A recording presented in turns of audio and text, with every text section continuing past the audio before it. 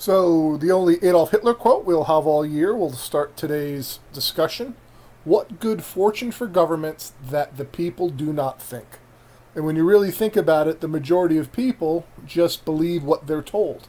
And even Hitler realized that this fallibility or weakness of people in that they don't think allowed him to do what he did. World philosophy and ethics. What is philosophy? Philosophy is thinking about thinking. Very little is needed to make a happy life. It's all within yourself, in your way of thinking. Most people believe that the events that happen to us are what determine the quality of our life. But Marcus Aurelius, the same Roman philosopher that the Meditations came from, realized that it's in the way you think that will determine the quality of your life. So the word philosophy itself comes from two different Greek words, philia, which means love, and sophia, which means wisdom. It was people who were in love of wisdom. And in ancient Greece, the first people who began really to like to think and figure things out began calling themselves philosophers.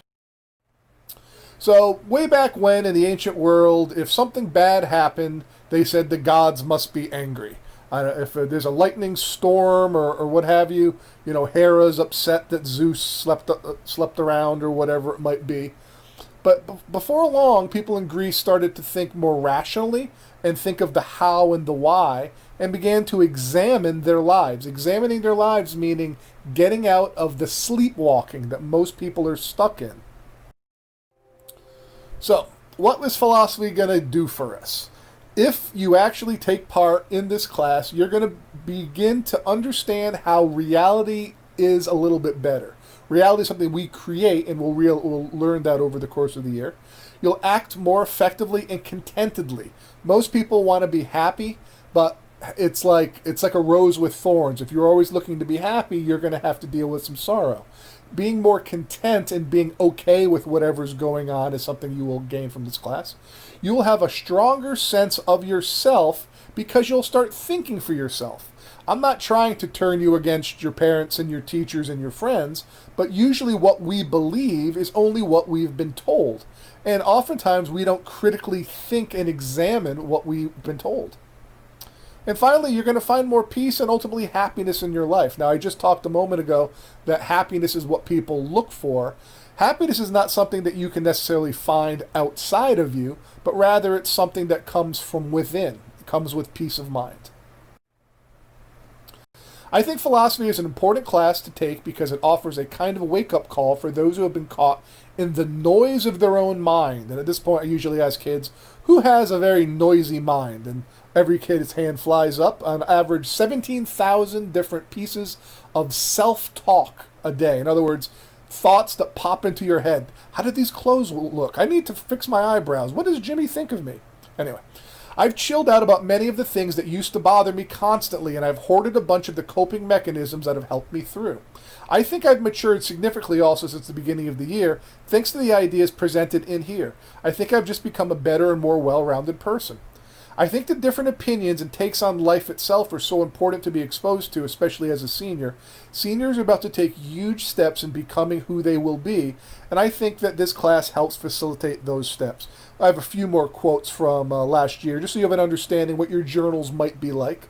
And they don't always have to be positive. I'm obviously only using the most positive ones to give you an understanding of what you can get from this class.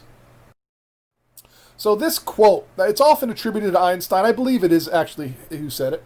The quote on the bottom, it says, "Everybody is a genius, but if you judge a fish by its ability to climb a tree, it will live its whole life believing that it's stupid." And if you look at the picture at the top, the monkey's looking pretty excited about climbing the tree, and the elephant and the goldfish are not going to have as much luck. Well, what are we talking about? In our education system, the climbing the tree is the ability to memorize. I've had students in the past who really could memorize, and they were hard workers, and then they would regurgitate the correct answers on the test, but they really weren't intelligent. They really weren't thinking for themselves. School doesn't measure things like creativity and problem solving enough. And so a lot of students I've had who are quote unquote not intelligent, meaning they don't do well on tests, they are in fact Buddhas. They are enlightened ones. They think differently. They have ways of looking at life which are probably healthier and better off than a lot of the people who are so driven to do the best on all of their tests, driven by an ambition that sometimes can drive them insane. The reason I'm listing all of these atrocities of public education is to show you how different your class is. I love the environment where you can say almost anything without judgment, and how great it feels to have an actual response that means a lot after all of these years of thoughts. Change should be implemented more into the school system. Not just physical changes, but emotional changes should be welcomed inside of schools. The students should be allowed to change the way they've been taught, to think with their own thoughts, and not be forced to regurgitate all of the ideas the school has taught. I am grateful.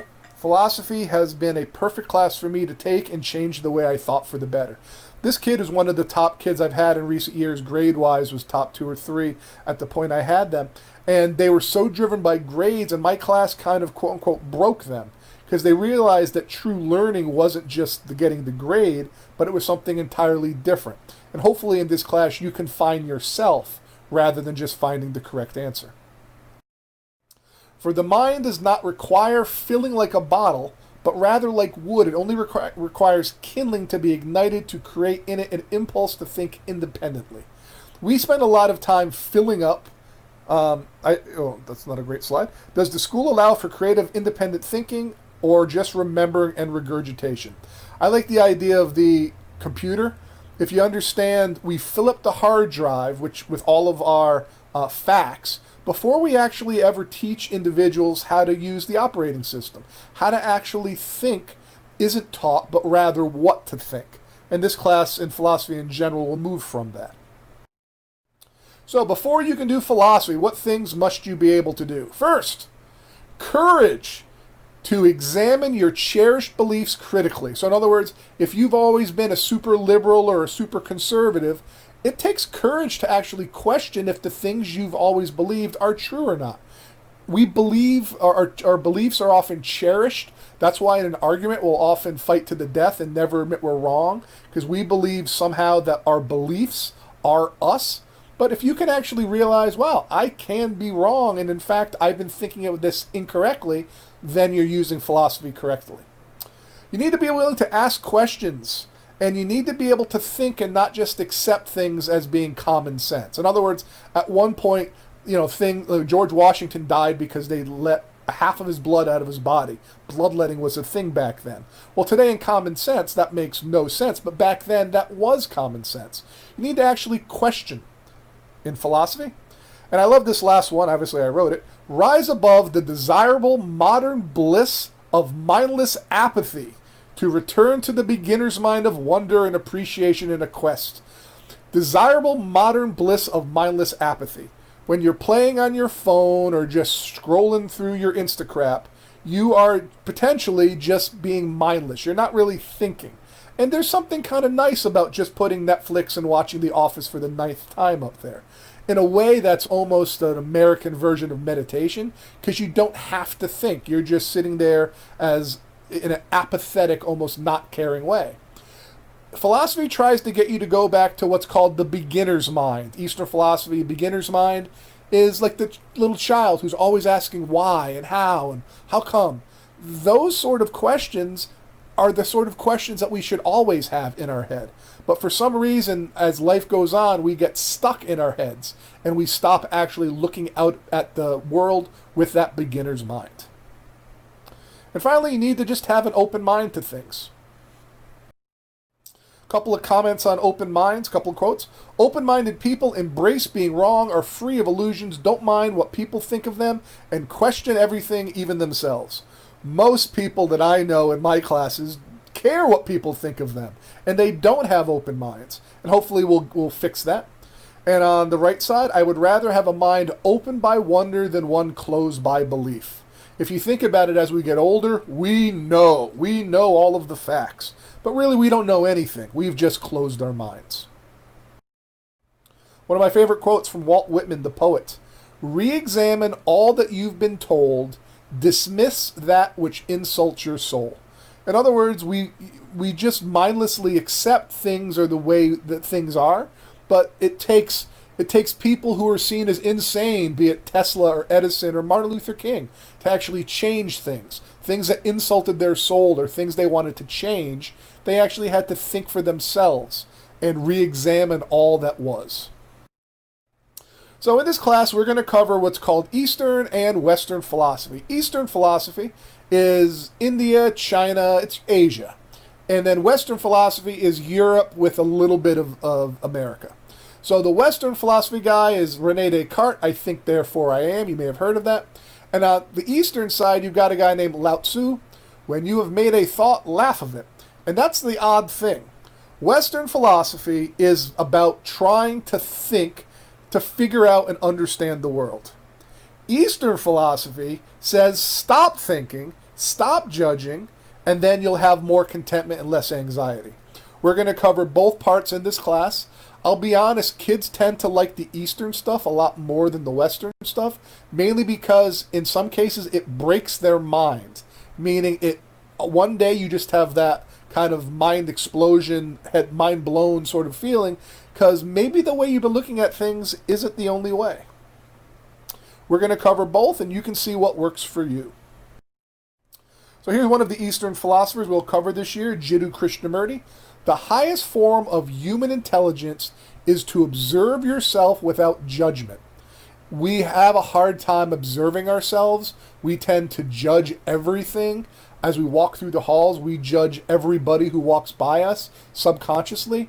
To observe ourselves without judgment, meaning to see what we're doing wrong without kicking ourselves for doing it wrong, rather as a way to improve the way we look at ourselves.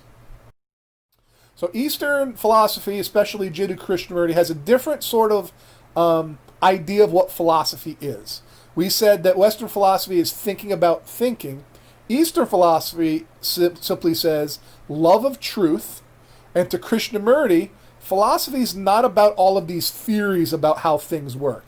It's not about criticizing and interpreting and what do I think and our conclusions and our opinions. It's not about any of that. Instead, to Krishnamurti, philosophy is love of truth. What is truth? Truth is what just happened. The immediate perception of reality. Before your mind tells you if it's okay or not, we don't really have a say, but in other words, the car crashed right outside your house. You saw it happen. That is truth. That happened. We can judge if it shouldn't have happened or if it was a jerk driver caused the accident, but those things are only opinions. Jiddu Krishnamurti said we need to love truth. We need to accept and love what just happened. Truth means life which is not determined by our thinking. In other words, by our opinions. It means our mind before it's conditioned by the world. This is really deep stuff, and we're going to come back to it, but I just wanted to introduce it. This quote on the right side, this is my secret, I don't mind what happens. Well, most of you mind what happens. I'm sure you have opinions on the pandemic and wearing masks and sports and graduation, etc., etc. But really, do any of our opinions really matter?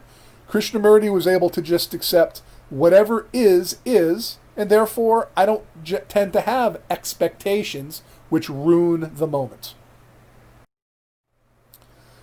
I like this analogy talking about life. Life is like a garden hose just splashing around. And we're this little goofy kid just kind of confused. You need to learn to love life in all of its crazy, beautiful, terrible ways. Life is going to do what life is going to do. We don't have as much control as we think. That garden hose is going to do what it's going to do. Eastern philosophy says we need to learn to accept and love that. Because whatever happens is true. It happens. Whether it should or shouldn't have is just our opinion. Eastern philosophy says in life, sometimes you're going to get wet, meaning sometimes life isn't going to cooperate with you. It's not tending to do that if you really examine life. The obstacle is the path, a Zen proverb. This is an interesting concept which we'll come back to in the year. Here's an inconvenient truth. Life is not fair and it's full of shitey things. It'd be great if everything always happened, and maybe some of you have had a pretty good existence. But others of you have had some terrible, awful things that have happened in your life. And I call it the sandpaper of life. In other words, if you take sandpaper and you rub it against your skin, don't do that, but it'll take your skin off. Life tends to do that. It tends to harden us. It tends to hurt us. It tends to mature us. The obstacle is the path is an interesting concept. It's saying that the problem that's placed before you, which you are kicking and screaming that is in front of you, well, guess what? Pull on the big boy pants and figure out a way to go over, under, sideways, around it, because that obstacle is the path that you're going to have to take to get through in this life.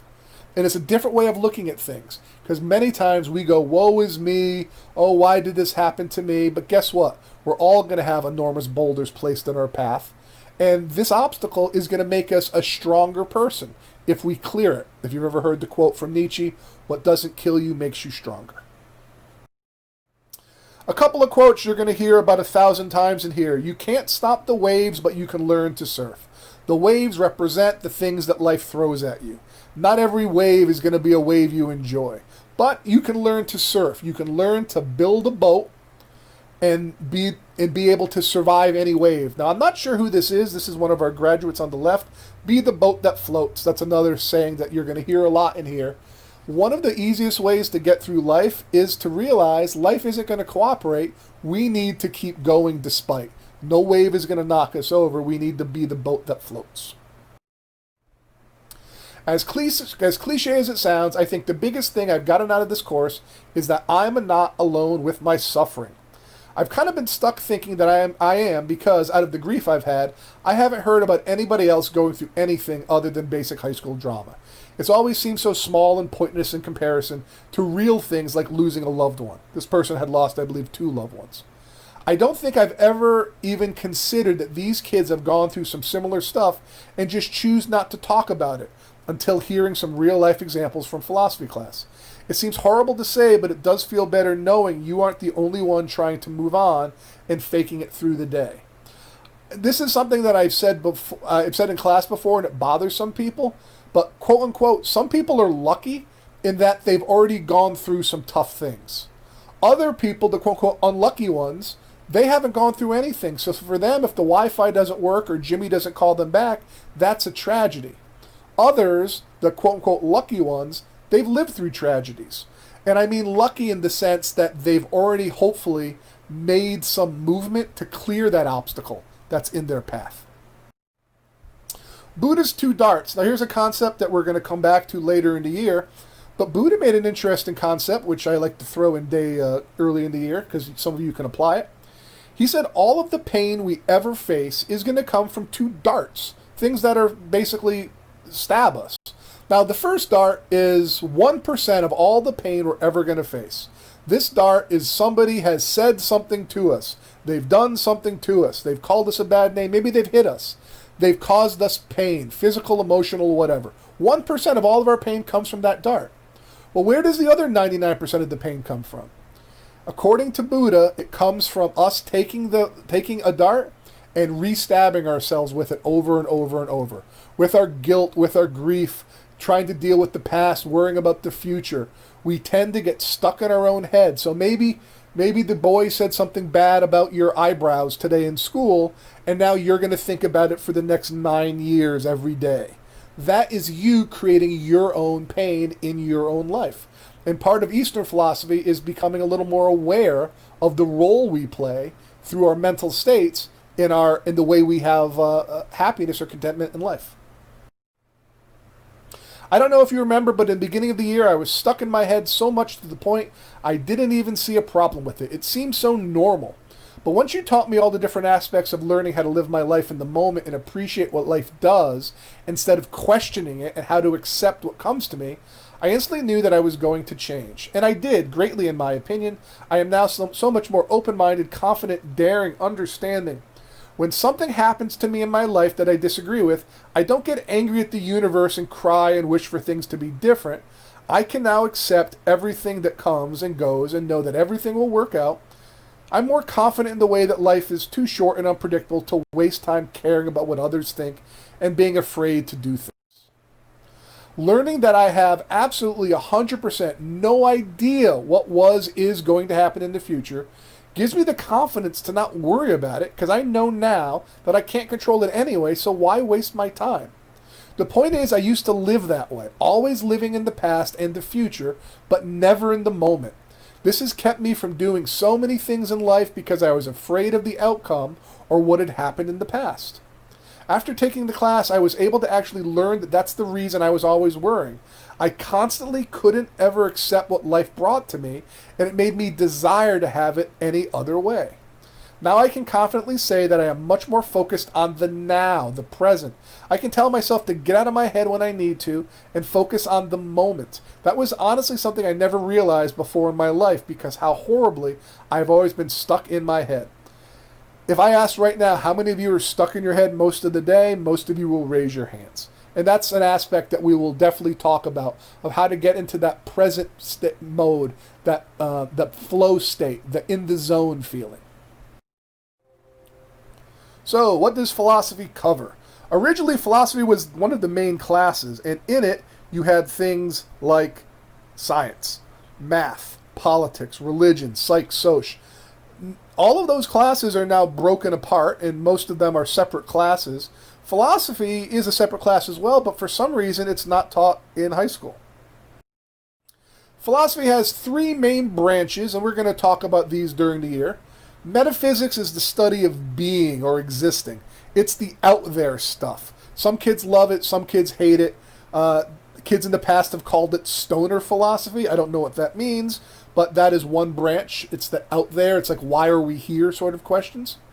Then epistemology. Epistemology is the study of knowing. What can you know for certain? And we will talk about that because everybody is so certain they know the right answer when most people don't. And then ethics is how should we act? What's the right way to behave? Morally, socially, etc. Those are the three main branches, and we will come back to those numerous times over the year. Other philosophical questions that we will address: meaning of life, what's knowledge, how should we act, we just talked about. What is time? It's a man-made constraint we will discuss. Do we have free will or are we predestined? In other words, do you really have the ability to choose what you choose, or do you choose what you choose because of your upbringing, which made you be that sort of person that will always make that choice? Do you have free will, or are you on a track? Some kids hate that sort of concept. We'll also talk about all of these, or not all of these, but a lot of these different concepts over the course of the year. It's the mark of an educated mind to be able to entertain a thought without accepting it. That means, in other words, being able to listen to a different side of your argument and listen to where it actually makes sense and not just immediately disagree with it. An educated mind can entertain it. It can consider it without accepting the other thought. No man was ever wise by chance. Now, this class is trying to give you some wisdom. I don't know if it's possible to actually give wisdom, but I think the first step is actually analyzing your thought patterns. Other branches of philosophy we will cover this year. Logic is basically if you've ever argued with somebody and they make no sense, they're not using logic. Political philosophy, we'll do a little of it. Some kids love it, a lot of kids hate it. Aesthetics is the study of beauty and art. Philosophy of the mind we'll do next week, and that's sort of a deep concept. What is the connection between the body and the mind? Does the body have a mind, or does the mind have a body? And then there's also things like philosophy of religion, education, language, history. We're not going to spend a lot of time on those different concepts. Socrates, one of the first great philosophers. Strong minds discuss ideas. Average minds discuss events. Weak minds discuss people. We're going to be discussing more of ideas. I know this course was about learning about different philosophers and their beliefs, but I feel as though you set it up to be a life course for us. I feel like I have subconsciously gotten a lot out of the class. I say subconsciously because I never really sat myself down and told myself to act more like Aristotle or Gandhi, but now I act like a wise man, LOL. A lot of the concepts were about becoming more open-minded, to stop stressing over minute things, and to just express yourself however you wanted, because why should we care about what other people think? These are the main concepts that we need to learn in adulthood, and to help us succeed. These are not typical topics that you learn in school. I kind of feel like we're in a treatment group in a Wilcox experiment, mostly to see if learning lessons that are typically discovered through experience has any effects on life. The student was not wrong. This class is an experiment about whether or not philosophy can and should be taught in school. It's not taught in American high schools for the most part. Eastern philosophy isn't taught in many American colleges, and most American colleges' philosophy classes really aren't as applicable to students. It's a lot of over-the-head, deep concepts. Philosophy should be taught in schools, and you will learn that. The material you're going to get the most of, Eastern, as I said, is only taught in a few American colleges. UConn does have a good Eastern program. This class is an experiment if you can actually learn with non-traditional grading in classroom. There are no notes and tests. You can basically apply yourself with effort and get a good grade. But it's interesting because a lot of kids learn better without the stress of having to memorize stuff for a test. There are no wrong answers in this class. There is only development. You should be in here to learn about yourself and learn about life, not to get a grade. The grade will take care of itself. If you focus on the grade, you might miss the learning, which will make all of the difference. So, some basic things to remember. In this class, we are a community of philosophers, and we need to be safe sharing ideas. I'm not going to tell you what to think, but we need to basically each individually come into our own, and we have to do that through having high standards of behavior and integrity. We need to be respectful to each other. Number 2, disagreement is fine. It's like a modern-day rap battle. I might disagree with you on something, and that's fine. By discussing and disagreeing, we can make progress towards an answer. As a philosopher, you need to be careful to make sure we're talking about ideas and not turning into a personal attack. In other words, let's say we're talking about Marx and Smith, and somebody says Marx is dumb, and then you come back, oh, you're just a greedy capitalist pig. Well, I think we've crossed into the personal attack point. And so philosophy needs to be more about ideas and never personal. If it gets personal, you won't like the Wilcox that shows up. And number 4, some of the material is controversial. In fact, some of the ideas are going to challenge beliefs you have. You need to be sensitive to those beliefs and others and open to reflecting critically on those beliefs within ourselves. In other words, some of you are going to dislike me at different times during the year because I'm going to use the Socratic method to get you examine what you think you know. We're evaluating arguments. I'm not judging you as a person. The public education system has us trained in so many ways. According to them, attaining a higher grade displays a higher level of intelligence. I disagree with this idea, and your class is the reason why. Nearly all of the kids in our class have been smarter and said more intelligent things than me and other things I have not thought of. Just because I have a high GPA doesn't mean that the other kids cannot be successful. I loved when I read this because this kid was number 1, and he said nearly all of the kids have been smarter and said more intelligent things. Grading isn't truly the only indicator to truly show growth. And that's why grading isn't the main focus of this class. It should be growth. So, as we wrap it up, take a moment to think of the difference between common sense, knowledge, and wisdom. Which one does school provide you with? Common sense are things that everybody knows. Knowledge are things that you probably learned in school. Well, what's wisdom? Where does wisdom come from? We'll wrap up with a few quotes about wisdom. Knowledge is learning something every day. Wisdom is letting go of something every day. Wisdom is knowing what's most important. The art of being wise is the art of knowing what to overlook. Some of us get bothered and angry about every last thing.